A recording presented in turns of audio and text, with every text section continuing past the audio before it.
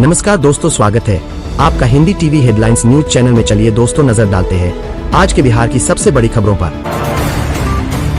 कांग्रेस के वरिष्ठ नेता मणिशंकर अय्यर ने मोदी सरकार की विदेश नीति पर हमला किया। कहा कि यह विश्व गुरु बनने का दावा सिर्फ वैश्विक नेताओं से गले मिलने जुलने तक सिमट कर रह गया है।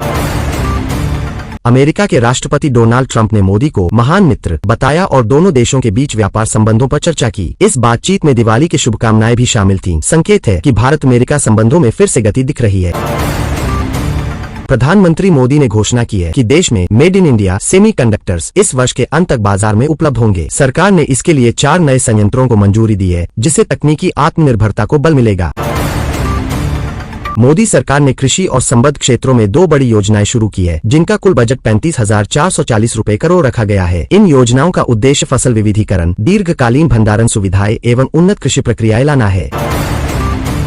कैबिनेट ने देश भर में सरकारी मेडिकल कॉलेजों में 10,023 नए MBBS और PG सीटें की स्वीकृति दी है, जिसमें लगभग 15,034 रुपए करोड़ का निवेश होगा। इस निर्णय का उद्देश्य डॉक्टर मरीज अनुपात सुधारना तथा स्वास्थ्य सेवा में गुणवत्ता व पहुंच बढ़ाना है। केंद्र सरकार ने अगले पीढ़ी के कर सुधार के अंतर्गत GST 2.0 नामक सरल कर प्रणाली लागू करने का निर्णय लिया है। इसके तहत टैक्स स्लैब्स में कटौती की जाएगी और घरेलू सामान व सेवाओं की लागत कम करने पर बल होगा। ओडिशा में तटीय इलाकों के लिए चेतावनी जारी की गई है, क्योंकि बंगाल की खाड़ी में एक निम्न दाब क्षेत्र बनने की संभावना है, जो चक्रवाती अवस्था धारण कर सकता है। राज्य में आपदा प्रबंधन की तैयारियां तेज कर दी गई है। आंध्र प्रदेश के तटवर्ती एवं रायचेलेमा इलाकों में इस सप्ताह भारी से बहुत भारी बारिश की संभावना जताई गई है, क्योंकि बंगाल की खाड़ी में बने निम्न दाब क्षेत्र का असर वहां तक पहुंच सकता है। मछुआरों को समुद्र में नहीं जाने की सलाह दी गई।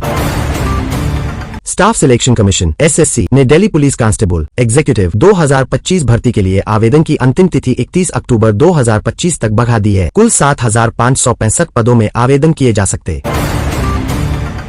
Railway recruitment board RRB NONTECH NICAL popular categories NTPC के लिए लगभग 8,860 पदों की भर्ती का आधिकारिक नोटिफिकेशन जारी किया है। आवेदन 21 अक्टूबर 2025 से शुरू हो चुके हैं। इंडियन आर्मी ने अपनी अग्निपथ स्कीम के अंतर्गत नए भर्ती रैली की घोषणा की है, जो राजधानी शहर में 22-26 अक्टूबर 2025 के बीच आयोजित होगी।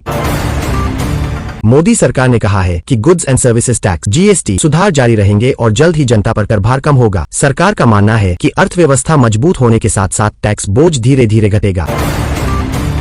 मोदी सरकार ने अपने मिशन के तहत चिप से लेकर जहाज निर्माण तक के निर्माण को घरेलू बनाने का लक्ष्य फिर से जोर शोर से रखा है। सरकार ने कहा है कि भारत अब चिप से जहाज तक हर चीज खुद बनाएगा।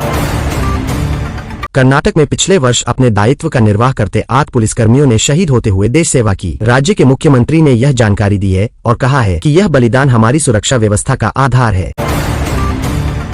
उत्तर प्रदेश अब ग्लोबल कैपेबिलिटी सेंटर्स GCC का नया हब बन रहा है, जहां बड़ी बहुराष्ट्रीय कंपनियों ने विशेष आर्थिक क्षेत्रों और IT पार्कों में निवेश बढ़ाया है। राज्य सरकार ने तेज क्लियरेंस और तैयार इंफ्रास्ट्रक्चर व्यवस्था लागू की है।